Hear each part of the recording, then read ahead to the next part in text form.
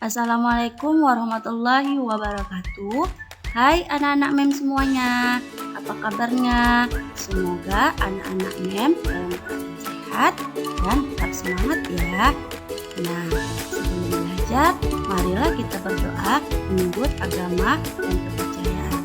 Berdoa dimulai. Selesai.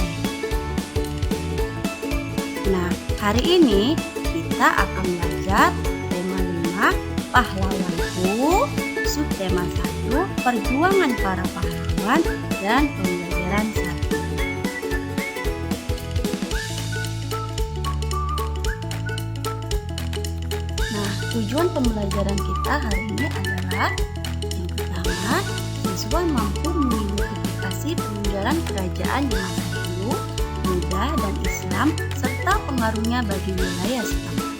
Yang kedua, siswa mampu menyimpulkan sifat-sifat cahaya dan hubungannya dengan penglihatan. Nah, yang ketiga, siswa mampu menjawab pertanyaan dengan benar. Perhatikan gambar berikut. Gambar apakah itu? Ya, ini adalah gambar seorang kakek yang hendak menyeberang dan tiba-tiba dibantu oleh seorang anak kecil. Nah, dari gambar tersebut, sikap apakah yang bisa dipetik? Ya, sikap kepahlawanan. Hari ini kamu akan belajar tentang pahlawan. Tahukah kamu apa yang dimaksud dengan pahlawan? Ya, pahlawan adalah seseorang yang rela berkorban untuk kepentingan orang lain. Amati gambar berikut. Apa yang mereka lakukan? Ya, di gambar pertama, Edo dan kawan-kawannya lagi menjenguk Beni yang lagi sakit. Nah, gambar kedua, Beni dan Udin lagi mengamati tumbuhan. Nah, gambar ketiga, Lani sedang membantu Siti lagi kesusahan dalam belajar. Nah, sikap apakah yang bisa diambil dari gambar tersebut? Ya, sikap di atas adalah sikap yang terpuji dan merupakan sikap yang dimiliki oleh para pahlawan. Menolong orang lain dengan ikhlas, berani dan gigih merupakan sikap yang dimiliki oleh para pahlawan.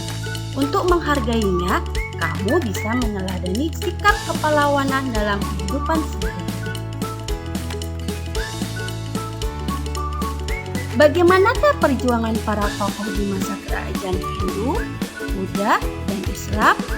Bagaimanakah sikap kepahlawanan yang mereka miliki?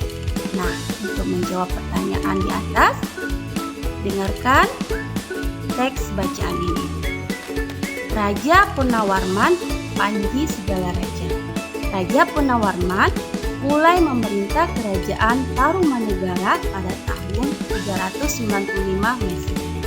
Pada masa pemerintahannya, ia selalu berjuang untuk rakyatnya.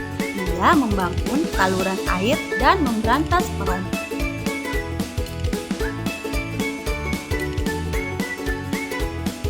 Raja Punawarman sangat memperhatikan kesejahteraan rakyatnya. Ia memperbaiki aliran sungai Gangga di daerah Cirebon. 2 tahun kemudian, ia juga memperbaiki dan memperindah alur sungai Cupu sehingga air bisa mengalir ke seluruh kerajaan. Para petani senang karena ladang mereka mendapat air dari aliran sungai sehingga menjadi subur. Ladang para petani tidak kekeringan pada musim kemarau. Raja Punawarman juga berani memimpin angkatan laut kerajaan Tarumanegara untuk memerangi bajak laut yang merajalela di perairan barat dan utara kerajaan. Setelah Raja Punawarman berhasil membasmi semua perompak, keadaan menjadi aman. Rakyat di kerajaan Tarumanegara kemudian hidup dengan dan sejahtera. Sebagai wujud kecintaan rakyat, kerajaan Tarumanegara kepada Raja Punawarman, telapak kakinya diabadikan dalam bentuk prasasti yang dikenal sebagai Prasasti Kyarutyong.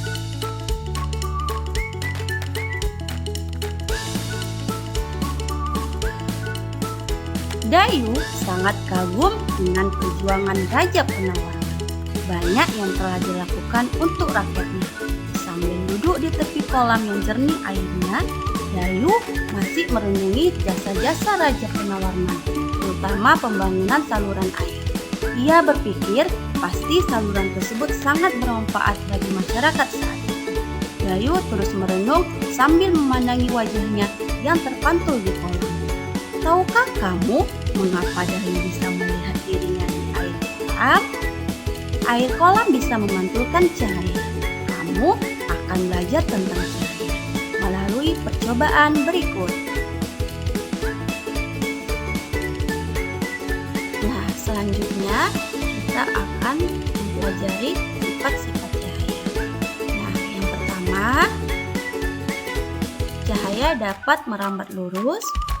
Yang kedua, cahaya dapat menembus benda bening. Yang ketiga, cahaya dapat dibiaskan. Nah, yang keempat, cahaya dapat dipantulkan. Nah, untuk membuktikannya, perhatikan gambar berikut. Nah, pada percobaan di samping membuktikan bahwa cahaya lilin merambat lurus pada lubang karton A, B, dan C yang diletakkan dengan sejajar.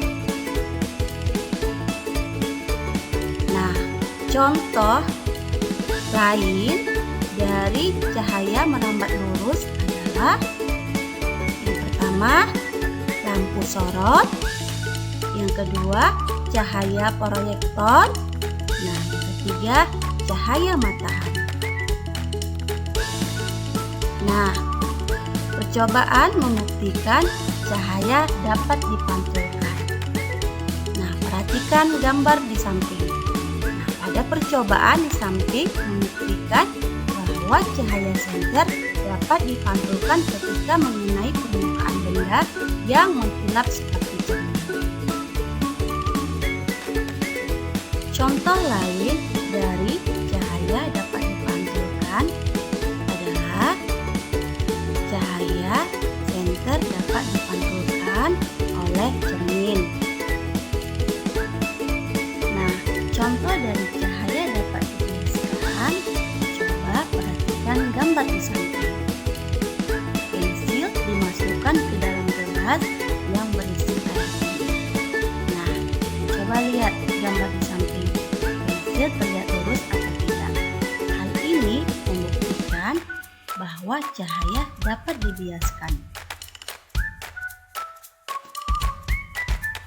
Nah, contoh lain dari cahaya dapat menembus benda bening. Nah, perhatikan gambar di samping. Gambar di samping dapat dibuktikan bahwa cahaya dapat dibiaskan.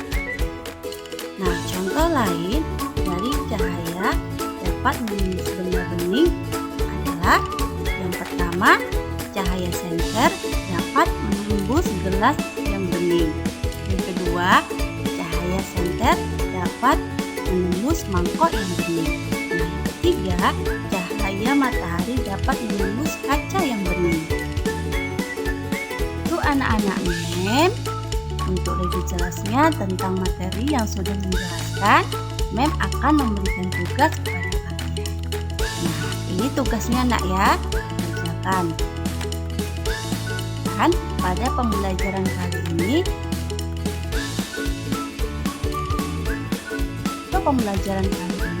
dapat bermanfaat untuk kita semua. Dan akhiri, Assalamualaikum warahmatullahi wabarakatuh. Terima kasih.